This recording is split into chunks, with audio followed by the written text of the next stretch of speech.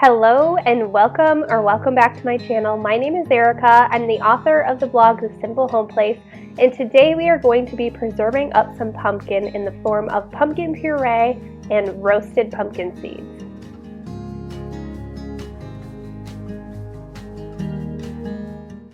So we are going to start off with some sugar pie pumpkins. I got these at my local, it's like an indoor farmer's market. If you watched the apple butter video, it's the same place that I got those apples.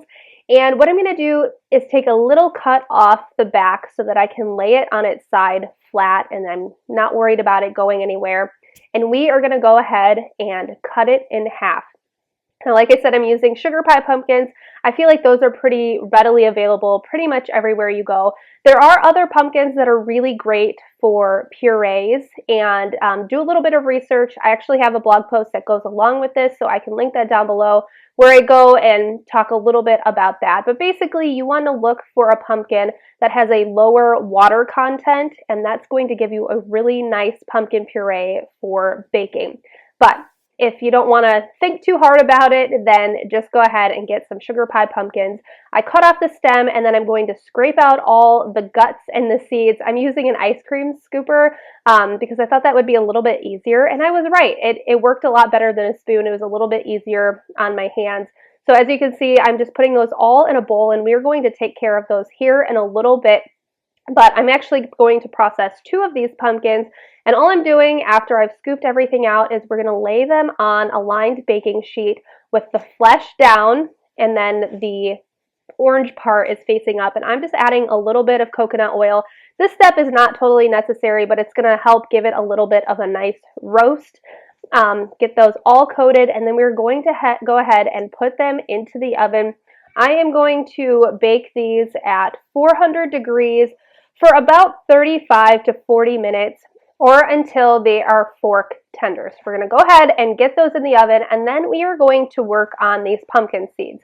So I've got all the guts, all the seeds in there, and what I'm going to do is add a little bit of water, and instantly you can see that there are some seeds that are floating to the top. Those are the ones that are loose and they're not intertwined with the, I don't know. I'm just going to call it guts. I don't know what else you would call it. But I'm just going to scoop those out. And then what I'm going to do is just let it kind of sit for a little bit, soak in that water, and then we can go back in and really take out all the seeds. Now this process is a little bit tedious and there's probably better ways to do it. I don't know. This is just how I've always done it.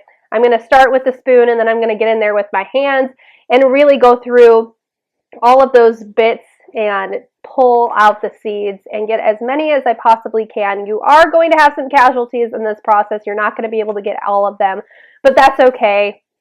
They're still going to be great and you're still going to get quite a few of them. So now I'm going to soak them again, and this time I'm going to soak them for, I don't know, probably an hour. We'll wait until after all of the pumpkins are done cooking. But now you can see they've been soaking for a little bit. They've had time to separate from the rest of the guts. And now I'm just going to take them out and put them on a clean towel. And we're going to let them go ahead and dry out. Now, I left mine to dry for several hours. In my opinion, it just gives it a little nicer roast. So they are, a little more crunchy instead of chewy. And you probably don't have to do this. I would recommend drying them, but I guess you don't have to leave them sit for quite a while, but that's what I did. Kind of set it and forget it, and then you can bake them off later in the day or even leave them overnight if you want to. They should be just fine. So while those are drying, now we can focus our attention back on the pumpkins. So we've pulled the pumpkins out. They baked for about 35 minutes, and you can see they are super tender. The goal is that you want to be able to put a knife or a fork in there very easily without any resistance, and that's how you know they are done. You'll want to let them go ahead and cool for about 20 minutes or until you can, easily handle them with your hands. You don't want to be burning your hands. But the next step would be to remove all of that skin, and it should come off super easily. You'll notice that it kind of separates away from the flesh of the pumpkin, and that is what you want. So at this point, we're going to remove all of the skin, and then we are going to take it over to our food processor and go ahead and get it blended. Now, if you don't have a food processor, you could use a blender. You could even use a hand mixer. It might not be as smooth, but that should still do the trick. So I'm going to pack it into the food processor as much as I can fit in there, and then we are going to go ahead and get it blended up. It shouldn't take too long. You should be able to do a few pulses. You might have to, stir it a little bit to make sure that the pieces on the top get incorporated into the bottom. If you need to, you can add a little bit of water, and I would recommend doing like 1 to 2 tablespoons at a time. So you can get the consistency that you're looking for. You can see I just added just a little bit. You don't want it to be too watery, but just enough so that the consistency is where you would like it. And I like it to be pretty smooth, but you can see that it's still really thick, and that is what you're looking for. So that is how you make homemade pumpkin puree. It's super easy. You can see that it's just simply cutting up your pumpkins and roasting them, and that is it. Now, we are going to be freezing this pumpkin puree. I did leave some in the refrigerator, and that will be good for about a week.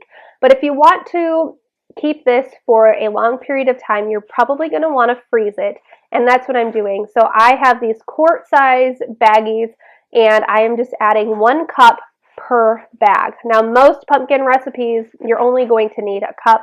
If you plan on making double batches of things, maybe you'll want to add 2 cups. It just depends on what you're going to be using this for, but I chose to do 1 cup increments, and then I can take them out whenever I need to. They should be good in the freezer for about a year as long as they are sealed really nicely. Now, as far as canning pumpkin, that is something that you cannot do. It is not safe to water bath can or pressure can puree, pumpkin puree. Now, if you are into canning, you probably know this, but if you're new, maybe you didn't. You can pressure can cubed pumpkin. So that is something that you can do. That is another way that you can preserve your pumpkin, but that's not what we did today. I don't have a pressure canner, so I go the freezing route, and it works beautifully, and it's easier, and you don't have to worry about taking some of those other steps. But I just wanted to make sure that I talked about that really quickly. Okay, now we are moving on to the last step of our roasted pumpkin seeds. All I did was added a little bit of olive oil and some salt, and got that all incorporated with the seeds. Pop them in the oven at 300 degrees for about 30 minutes or so. And here they are. They are nice and crispy and crunchy, and they are such a delicious snack. So I hope that you enjoyed this video. I hope that you learned something new. If you did, I would really appreciate it if you would hit that subscribe button so that you could see other videos like this. But thank you so much for taking the time out of your day. I really do appreciate it, and I hope you have a great rest of your day.